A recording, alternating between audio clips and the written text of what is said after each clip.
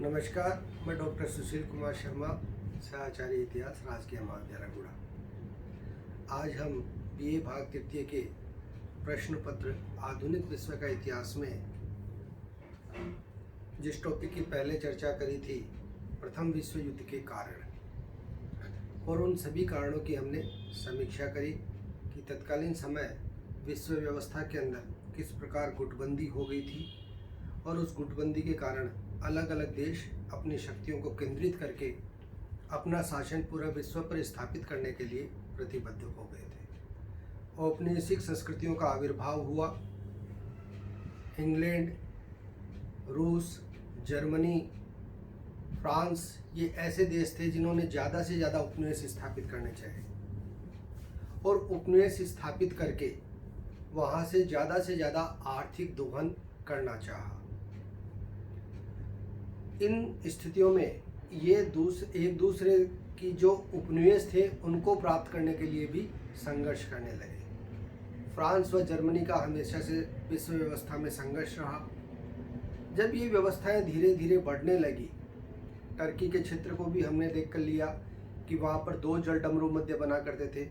पूर्वी विश्व का व्यापार जब एक क्षेत्र से दूसरे क्षेत्र में होता था तो आयात व निर्यात कर इनको देना होता था। पूरा विश्व टर्की के टुकड़े करने पर उतारू था, उनके द्वारा वह किया भी गया। जब ये सारी व्यवस्थाएं अपने चरम पर खराब होने लगी तो युद्ध की विभीषिका बनी और प्रथम विश्व युद्ध हुआ। अब हम ये जानेंगे कि उस विश्व युद्ध के बाद में जो स्थितियां बनी उनके तात्कालिक परिणाम क्या थे। देखिए, युद्ध जो है, हिंसा कभी भी अच्छे संदेश लेकर नहीं आती है और यही प्रथम विश्व युद्ध के बाद हुआ। और उसका पहला टॉपिक भी अपना है जन धन की अपार हानि। भारी विनाश हुआ, विश्व परिदृश्य पर भारी विनाश हुआ। इसमें कुछ डाटाज की मैं आपको चर्चा करता हूँ। मित्र राष्ट्रों के 50 लाख सैनिक इसमें मारे गए और जो धुरी राष्ट्र थे, जर्मनी और उसके साथी, कहा जाता है उनके लगभग 30 लाख सैनिक मारे गए। लाखों की संख्या में लोग हताहत हुए और घायलों की संख्या तो 3 करोड़ 20 लाख व्यक्ति बताई जाती है। 3 करोड़ 20 लाख व्यक्ति उस समय घायल हुए। 180 लाख व्यक्ति ऐसे थे जिनकी कोई जानकारी प्राप्त नहीं हुई। कितना बड़ा जनधन का नुकसान हुआ। 36 छोटे बड़े देशों ने इसमें भाग लिया। इसके आर्थिक व्यवस्था की बात करें तो दैनिक औसत व्यय 80 करोड़ डॉलर था और युद्ध का अगर कुल खर्चा मोटे मोटे में आंका जाए तो 1 खरब 86 अरब डॉलर था। इतना विभीषण। और जब ये युद्ध हुआ, बम्बार्ड हुए, तो बहुत से कृषि के क्षेत्र विनाशित हो गए, कल कारखाने उजड़ गए, घायलों की संख्या की तो कोई सीमा ही नहीं रही। इतनी अपार जनधन हानि इसके अंदर हुई, पूरा विश्व तहस नहस हो गया। 36 देशों ने सीधे रूप में इसमें भाग लिया, कईयों ने संयोगित रूप से इसमें भाग लिया और पूरा विश्व उस समय आर्थिक व्यवस्था में भी टूट गया। आर्थिक व्यवस्था का भी भारी नुकसान हुआ और जनधन की अपार क्षति इस युद्ध के अंदर हुई, जो कि सबसे बड़ा नुकसान इस युद्ध का हम आंकलित कर सकते हैं, जनधन की अपार हानि। ये पहला बड़ा तात्कालिक कारण था जो हमें प्रथम विश्व युद्ध के बाद में देखना पड़ा। दूसरा है, इसके कुछ सकारात्मक परिणाम में निकले। राष्ट्रीयता की विजय। देखिए, बड़े बड़े देशों के अधीन छोटे छोटे देशों का निर्माण हुआ 1914 के बाद में। उसमें ऑस्ट्रिया हंगरी के क्षेत्रों से भी कुछ नए राज्यों का उदय हुआ जिन्होंने कि अपनी स्थापना वहाँ पर की और अपने नए संविधान के साथ में वो आगे बढ़े। ऐसे ही फिनलैंड, लिथुआनिया, एस्टोनिया, लैटविया, ये एक ऐसे एग्जाम्पल्स हैं, उदाहरण हैं जो नए राष्ट्रों के रूप में उदय हुए और यह पहले विश्व युद्ध की विभीषिका के बाद में बने। एक नई दुनिया बनने लगी, नए राज्यों का, नए राष्ट्रों का निर्माण होने लगा और उन्होंने वैश्विक व्यवस्था में अपनी विचारधाराओं को अच्छे से रखने का प्रयास किया। तीसरा पॉइंट अपन इसमें से निकालते हैं, या तीसरा कारण अपन देखते हैं, एक तंत्र पर प्रजातंत्र की विजय। देखिए, प्रथम विश्व युद्ध से पहले की स्थिति को अपन ने देखा कि विश्व के अंदर ऐसी बहुत सी शक्तिशाली राज्य थे, राजाओं के अधीन निरंकुश शासन तंत्र थे जिन्होंने की शासन किया। उसमें से प्रमुख जो क्षेत्र थे वह थे रूस, जर्मनी और टर्की। यहाँ पर विभिन्न राजवंशों के बहुत ही सशक्त शासन थे।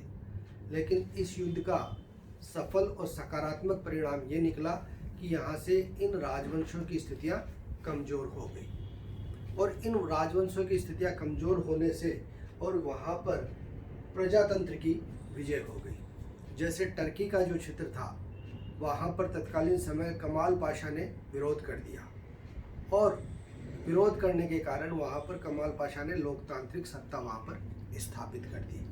रूस के अंदर जार का शासन था वह समाप्त हो गया। ऐसे दुनिया में बहुत बड़े बड़े जो राजवंश थे उनके शासन समाप्त हो गए। एक तंत्र की पराजय हो गई और प्रजातंत्र की विजय हो गई।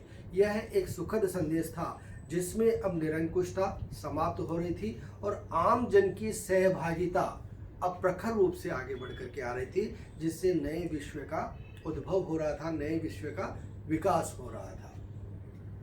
आर्थिक परिणाम, ये प्रथम विश्व युद्ध के तात्कालिक कारणों में सबसे बड़ा परिणाम था, आर्थिक परिणाम।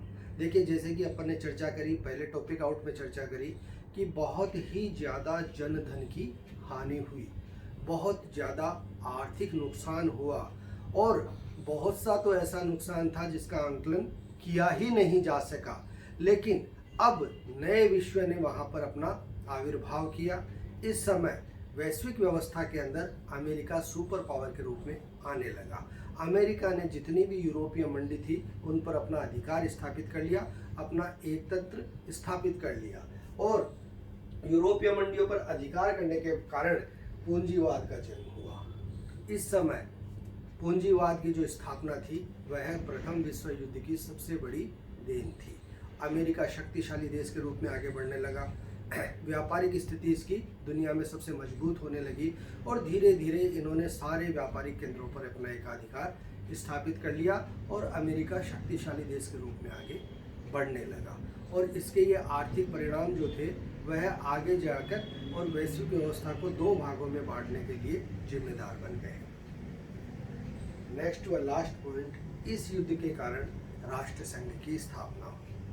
देखिए, राष्ट्र संघ की जो स्थापना थी उसके अंदर तत्कालीन समय व्यवस्था तो ये की गई कि विश्व के अंदर जो अव्यवस्थाएं फैली हैं, चाहे वह सामाजिक क्षेत्र में है, चाहे वह आर्थिक क्षेत्र में है, चाहे राजनीतिक क्षेत्र में है, उन व्यवस्थाओं को समीकृत करने के लिए एक ऐसी संस्था बनाई जाए जो कि बिना किसी भेदभाव के सभी राष्ट्रों की बातों को एक मंच पर रख सके। लेकिन ऐसा हो नहीं पाया क्योंकि इसके अंदर निहित स्वार्थ थे बड़े राष्ट्रों के, जिन्होंने कि इसका डेवलपमेंट किया था। तो जिस अच्छे भाव से राष्ट्र संघ की स्थापना की गई थी वह उनको करने में सफल नहीं रही, असफल रही, और असफल होने के कारण यह राष्ट्र संघ की व्यवस्था ज़्यादा लंबी नहीं चल सकी और उसके कारण इनको पराभव में जाना पड़ा। तो ये मूलभूत तात्कालिक कारण थे जिसके कारण की तत्कालीन समय की स्थितियाँ जो थी वह वैश्विक परिदृश्य में रही। यहाँ पर अपन इस बात को इस रूप में अंगीकार कर सकते हैं कि इन व्यवस्थाओं के बाद में एक नवीन दुनिया का आविर्भाव हुआ, पूरी दुनिया एक नए रूप में आगे बढ़ने लगी। लेकिन यहाँ तक की जो व्यवस्थाएं थी वह प्राचीन तंत्र में समाप्त हो गई, और यह व्यवस्थाएं क्या थी कि अब नए रूप में आगे आने लगी, शक्ति के केंद्र बदलने लगे, नए नए राष्ट्रों का उदय होने लगा, आर्थिक व्यवस्थाएं अपने अलग रूप में आने लगी, प्राचीनतम व्यवस्थाओं की स्थितियां हटने लगी, और इस युद्ध ने पूरी दुनिया का नक्शा बदल करके रख दिया। और जितनी भी व्यवस्थाएं हुई या जितनी भी व्यवस्थाएं हमें को देखने को मिली उसमें आर्थिक व्यवस्थाओं ने भी अपना एक अलग मुकाम बनाया, और अब विश्व नई सोच के साथ इस चीज़ को भी सोचने लगा कि अगर भविष्य में ऐसी व्यवस्थाएं होती हैं उसकी तैयारी भी अब विश्व करने लगा।